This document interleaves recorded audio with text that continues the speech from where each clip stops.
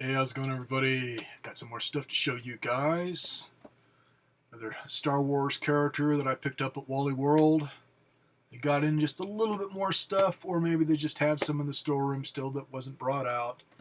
But this is one of the characters that I was going to pick up, and then I saw how it looked, and nah, it looked like it was either defective or beat up, which now I'm going to say it was beat up, like it fell off a shelf. So I didn't really pick it up and look at it. I just saw it sitting there and it did not look good. So anyways, I was able to score on a nice one and say, man, this is Jack Specific and as usual, pretty damn good quality. Anyways, going to show that first. Then I also have a couple music pickups from Hastings to show you guys, and usually I don't show the music I get, but both of these are albums that just came out. One of them came out on the 4th, and I would have shown it in the last video, but I hadn't heard the entire album yet. I pretty much use my car to play all my music, so I had it ran around enough to hear every single track. Now I have on both of these CD sets, and just kick ass. Then also got that big behemoth to show you guys that happens to be an old 80s Laserdisc player, and it is fucking huge.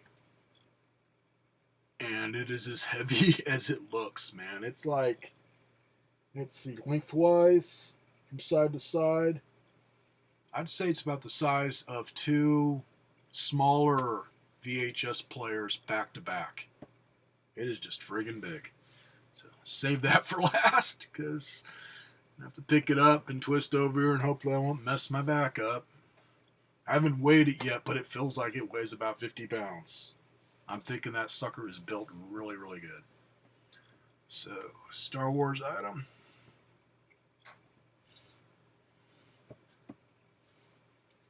This is the 18-inch figure from Jack Pacific for Kylo Legs included, unlike the other one here, which I did take this guy out of the package completely just to look him over to compare.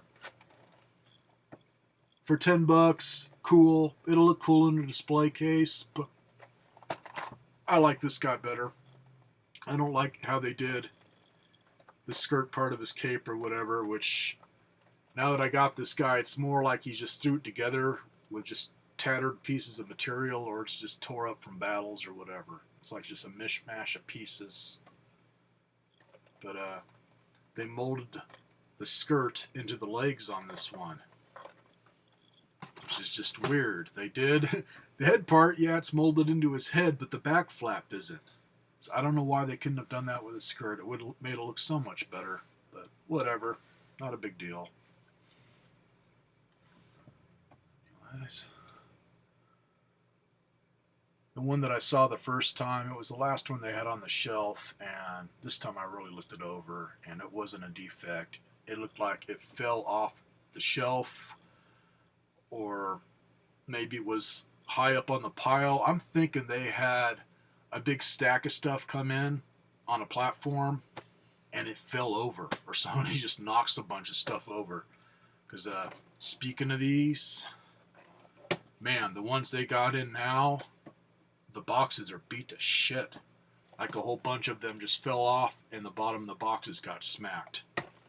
Which is going to piss off any of the other collectors in town, because the boxes aren't even worthy to display anymore. Hopefully the characters inside didn't get banged up like my Walmart gives a shit. There could be pieces rattling inside that aren't supposed to be rattling. They'd still have it on the fucking shelf for their everyday low fucking price. Fortunately, this guy was in good shape. And I got the box setting up on the shelf back there. It's the usual Jack Specific box to where he just stands in it. So no big deal. One thing I really like, other than the dude's got legs instead of just the cape all molded in. Get this out of his hand here.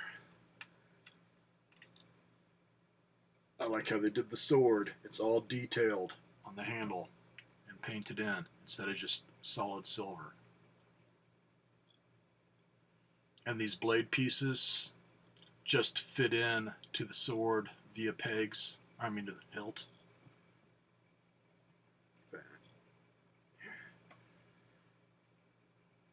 And once they're in really friggin' tight. So if you have to ever take it apart to pack this guy up, be very careful when you take the pieces apart.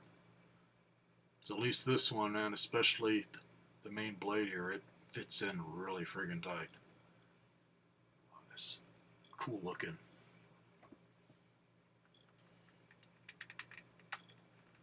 It annoys me, man. I wasn't planning on buying one because it's like $200, and it's like, nah, I don't have that kind of money to spend on something. I'll wait till I see one on sale or used or whatever. But I was really wanting to see the new FX lightsaber or just any of the electronic ones, and they just outright didn't have them anywhere. My Hastings, they still don't have any stuff for Force Awakens other than just the pins and everything and posters that I mentioned in the last. And they had some stickers. Yeah, stickers. So that means something. That's fucking important.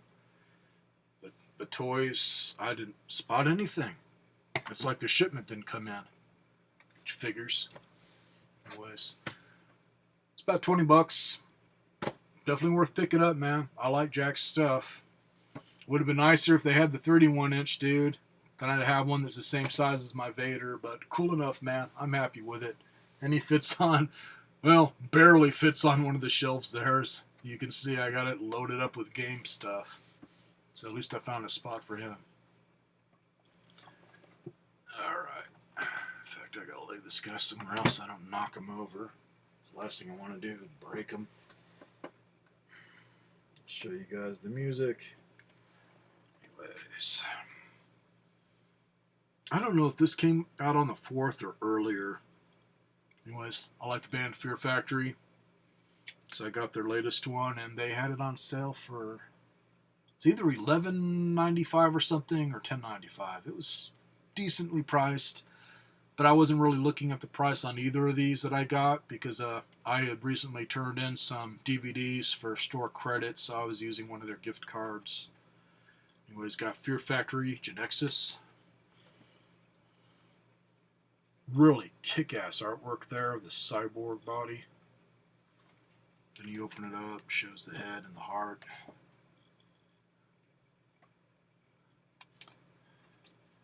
Damn good album. Read off the tracks here is I think this one was the deluxe edition. Just nothing like the next deluxe edition album I'm going to show, which definitely is worth the money. Anyways, Autonomous Combat System, Anodized Dielectric, Soul Hacker, Promotech, Genexus, Church of Execution, Regenerate, Battle for Utopia, Expiration Date, and then bonus tracks are Mandatory Sacrifice, Genexus Remix, and Enhanced Reality. Good album. Definitely worth picking up if you're a metalhead. Now this, pure freaking luck, man. I walked in there and it's like I saw the Fear Factory and I saw like this Disturbed album that just came out that I'm going to get next when I get some more cash. I like Disturbed also.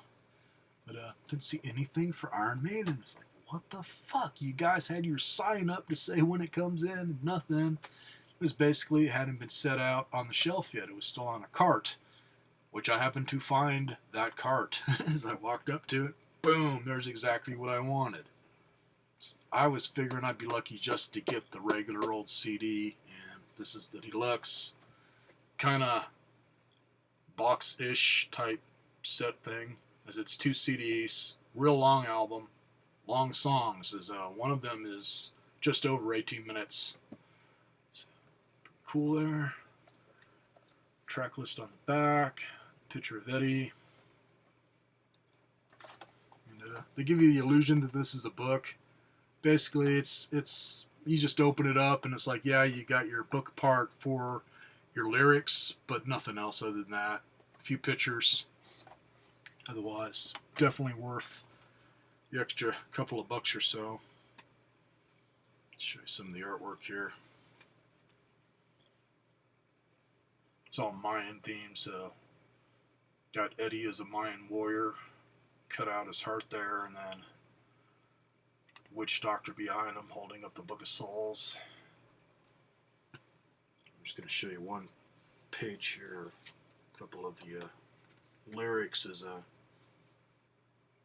they did the pages for the lyrics kind of like a Necronomicon, so there's artwork in the background.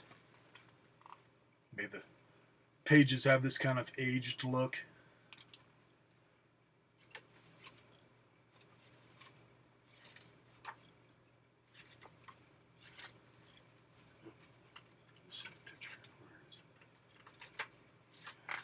Show you all the pictures of Eddie here if I can find them. There it is. Another picture of Eddie. Then this picture, cool picture, but they should have done it as a fold out instead of just using 2 pages where you got the crease, because the crease ruins it. It's right down the middle of Eddie's head, and they basically blended his head into this Mayan temple or pyramid or whatever. So it's going right down the middle of his head. So you'd have to fold this all flat and ruin this thing in order to see the picture good. And then it's got the 2 stone things on each side of them. It got the band members' faces carved into them. It's a really cool looking pic. There's a couple more, maybe one more here.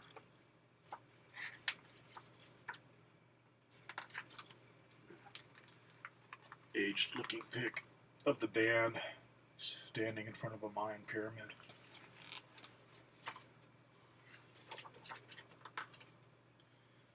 And I really like how they did the CDs. They thought ahead, because all the writing on it is to the outside, so if they looked identical, you'd have a hard time knowing which disc is what, as they both are got the same artwork, but what they did was make disc 2 a little bit lighter so you can tell them apart.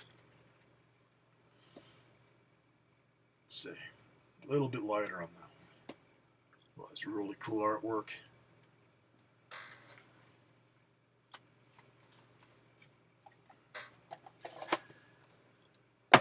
Now for what really made me happy and glad that they hadn't set it out yet so people would rate it, because they would have. They didn't have that many of them as usual. But as I was grabbing that off the cart, the guy that was restocking spotted me and came up and said, "Hey man, you buying that?" "Oh yeah." "Oh, this goes with it for free." And he had maybe a handful of them. And they were all stuck together, so I thought it was just one sitting there for like a kiosk display or whatever. Anyways, anybody that gets the deluxe edition, get a free poster. Not a real big poster, but it's nice, heavy stock paper. It's pretty damn cool. So I would have walked off without it. And also on this, the price that was on it, as usual, was more than what they showed online. Which, I brought that up, and remember, Hastings, always bring this shit up if you see the thing you want cheaper online before you go to the store to pick it up. Ask, because you never know. Anyways, I said, "Hey man, this is showing about $2 or so higher than the online price," which I couldn't quite remember, but I knew it was a lot cheaper. So it's like, "Oh yeah, I think it is on sale. I just don't have my sign here yet, so I'll scan it on the computer here and see what it says," and boom, instead of $16.95 it was $14.95. So good price, man.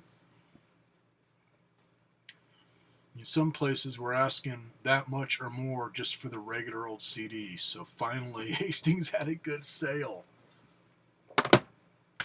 Alright, warn you guys ahead of time, if you hear any crackling noises when I do this, that's just the vertebrae in my spine rubbing together as I move this heavy ass behemoth.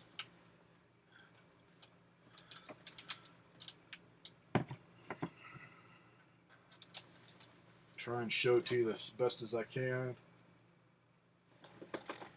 I can't reach my power strips, so I can't plug it in. Oh fuck. God damn. fucking heavy. My other ones weigh a bit, but this is just fucking insane heavy.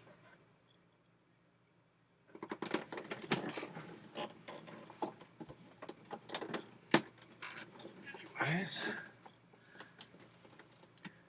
this one was made in September 1981.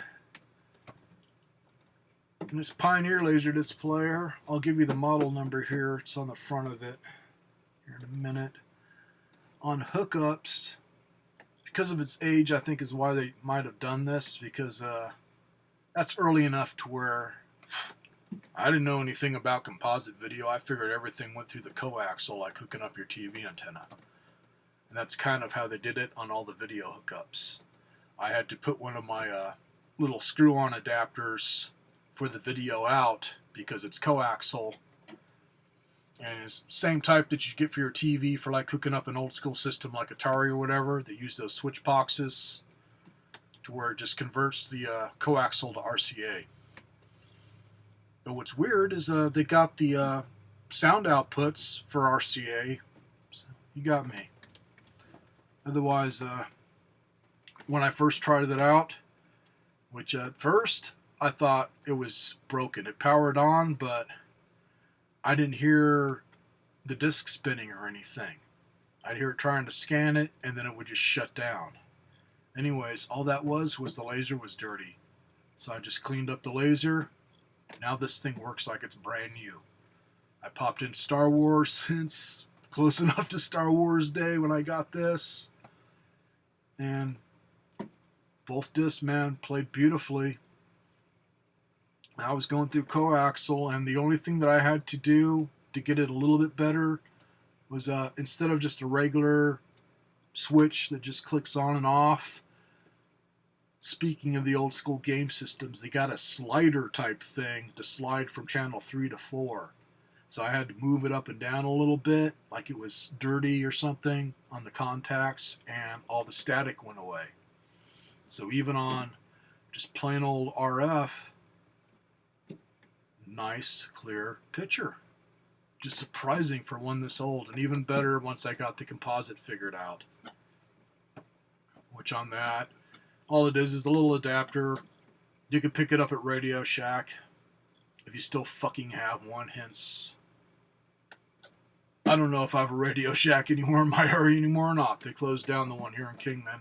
The last one I heard of was in Havasu, and I don't know if it's open anymore. But you might be able to get it like Home Depot in the electronics department.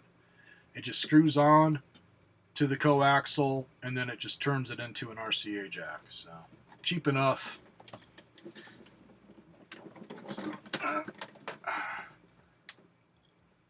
And this one's top loading, which definitely gives it that old school look. And on that, I would show it to you with the lid open, but it's got to be powered on, as there's a locking system in there. So when you press the eject button, or they're calling it reject open, so you're rejecting what's in there, just in case you got like a Barbie cartoon or something that you want to reject and toss away. You press that and you'll hear a little click, and then you can open the lid.